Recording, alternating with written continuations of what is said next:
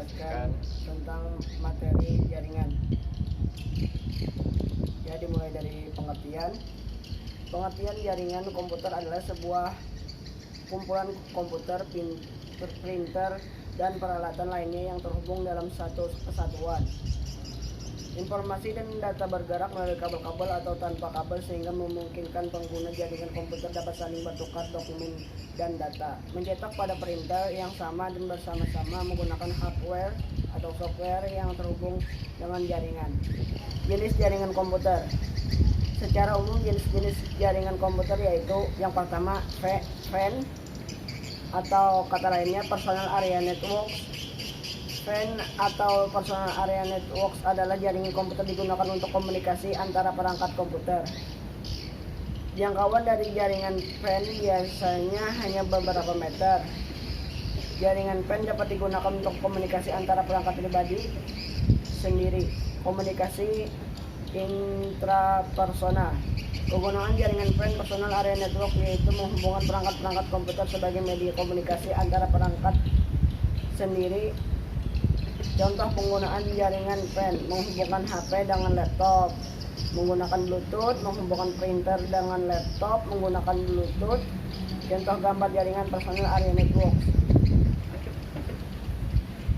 Kelebihan dan kelemahan jaringan WAN. Kelebihan jaringan WAN yaitu mudah dalam peralatan jaringan. Jika ada permasalahan pada jaringan akan lebih mudah ditangani. Kelemahan jaringan WAN yaitu jaringan terbatas, hanya mencakup beberapa perangkat saja. Luas area jaringan juga sangat terbatas, hanya mampu mencakup beberapa meter saja. Yang kedua, LAN, Local Area Networks. LAN merupakan singkatan dari Local Area Networks, yaitu suatu jaringan yang dimana antara perangkat keras dan perangkat lunak dapat saling berkomunikasi dalam daerah yang terbatas. Kelebihan jaringan LAN: keamanan lebih terjamin karena IP lokal hanya terhubung sebatas switch, kemudian router. Dapat melakukan penggunaan sumber daya secara bersama-sama, tidak banyak menggunakan penggunaan kabel. Sistem yang terhubung ke terminal lebih banyak. Kekurangan jaringan LAN. Yang pertama, jika banyak PC yang terhubung jaringan LAN akan melambat. Sistem menggunakan satu jaringan, maka masih ada kemungkinan jaringan bisa diretas. Yang ketiga, WAN, Wide Area Networks. Pengertian Wide Area Networks adalah sebuah jaringan yang memiliki jarak yang luas. Radiusnya dapat mencakup sebuah negara bahkan benua, sehingga dapat disimpulkan bahwa Wide Area Networks (WAN) merupakan sebuah jenis jaringan komputer yang mencakup negara dan benua. Umumnya Wide Area Network atau WAN berfungsi untuk menghubungkan perangkat-perangkat yang tidak dapat dihubungkan melalui jaringan LAN dan jaringan MAN. Kelebihan dan kekurangan jaringan WAN dan jaringan WAN: dapat berbagi software dan resources dengan koneksi workstation, bisa diakses dengan jangkauan geografis yang luas, berbagi informasi file atau melalui area yang lebih cepat. Kekurangan jaringan WAN: biasanya operasional yang mahal dan umumnya lambat, rentan terhadap peretasan atau ancaman dari luar, memerlukan firewall yang baik untuk membatasi penggunaan luar yang masuk ke jaringan. Informasi tidak dapat memenuhi kebutuhan lokal atau kepentingan. Baik. Yang keempat, MAN, Metropolitan Area Network. Jaringan MAN atau Metropolitan Area Network adalah jenis jaringan komputer yang jangkauannya lebih luas serta lebih canggih dibandingkan dengan jaringan komputer LAN. Disebut dengan Metropolitan Area Network dikarenakan jenis jaringan komputer ini digunakan untuk mendapat hubungkan jaringan komputer yang ada dari satu kota ke kota lainnya. Untuk bisa membuat sebuah jaringan MAN, biasanya akan dibutuhkan operator telekomunikasi, di mana dapat menghubungkan antara jaringan komputer dengan jaringan komputer lainnya. Misalnya saja jaringan detiknas antara wilayah atau kota, bahkan pula jaringan dengan antar kota yang ada. Jaringan ini mencakup suatu kota yang dibekali dengan kecepatan transfer data yang cukup tinggi. Dapat dikatakan jika jaringan MAN merupakan gabungan dari beberapa jaringan LAN. Jangkauan untuk jaringan MAN sendiri berkisar 1-50 km. Jaringan MAN hanya mempunyai satu atau dua kabel, namun tidak dilengkapi dengan elemen switching yang dapat berfungsi untuk membuat rancangan menjadi lebih simpel. Kabel tersebut berfungsi untuk mengatur paket daya dengan melalui kabel output. Fungsi jaringan MAN. Fungsi dari jaringan MAN adalah untuk membangun serta mengimplementasikan sistem jaringan yang berkombinasikan antara server dengan tujuan untuk bisa memenuhi segala kebutuhan internal perusahaan dan pemerintahan yang ada di dalam mengkomunikasikan sebuah jaringan yang digunakan sehingga dapat melakukan berbagai kegiatan semisal chat, messenger, dan lainnya dengan menggunakan bandwidth lokal. Kelebihan dan kekurangan jaringan MAN. Yang pertama, server berada di kantor pusat dapat berfungsi sebagai pusat data dari semua kantor cabang yang ada. Transaksi yang dilakukan real time, data yang ada di server pusat akan diupdate saat itu juga.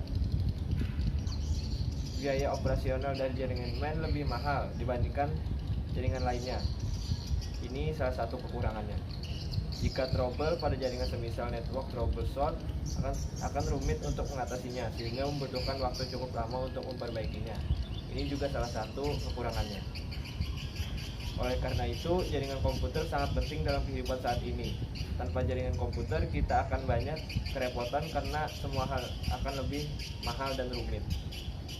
Adanya jaringan komputer ini otomatis berdampak pada kehidupan masyarakat dunia yang lebih efisien dan dinamis. Contoh dampak yang sangat terasa ini adalah internet. Karena pada dasarnya internet adalah serangkaian komputer, bahkan jutaan komputer yang saling berhubung satu sama lain. Masyarakat dunia sudah merasakan keuntungan mengakses internet karena ia dapat memberikan akses cepat informasi dan komunikasi tanpa khawatir akan jarak.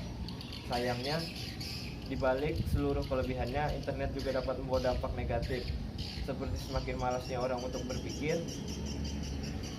karena baginya semua orang sudah tersedia di internet. Harapan saya untuk mata kuliah ini adalah mahasiswa mampu memahami dan mengembangkan jaringan komputer ke level yang lebih tinggi agar keefektifannya bisa terasa. Diharapkan juga dari mata kuliah ini untuk dapat mencetak mahasiswa-mahasiswa yang ahli agar dapat lebih mudah diterima kerja, khususnya yang menyangkut jaringan komputer. Terima kasih. Demikian penjelasan dari kami berdua. Assalamualaikum warahmatullahi wabarakatuh. Assalamualaikum warahmatullahi wabarakatuh. Kali ini kami ingin melanjutkan penjelasan mengenai networking dari teman kami. Media transmisi utama adalah komunikasi lewat satelit, tetapi banyak yang mengandalkan koneksi serat optik antar negara. Yang kedua, berdasarkan fungsi. Terbagi menjadi jaringan client server atau client server dan jaringan ujung ke ujung atau bisa disebut dengan peer to peer. Jaringan client server pada dasarnya ada satu komputer yang disiapkan menjadi fladen atau server dari komputer lainnya yang sebagai klien. Semua permintaan layanan sumber daya dari komputer klien harus dilewatkan ke komputer fladen. Komputer fladen ini yang akan mengatur pelayanannya. Apabila komunikasi permintaan layanan sangat sibuk, bahkan bisa disiapkan lebih dari satu komputer menjadi fladen sehingga ada pembagian tugas. Misalnya file server, print server, database server, dan sebagainya. Tentu saja konfigurasi komputer fladen biasanya lebih dari konfigurasi komputer klien, baik dari segi kapasitas memori, kapasitas cakram keras atau hard disk, maupun kecepatan prosesornya.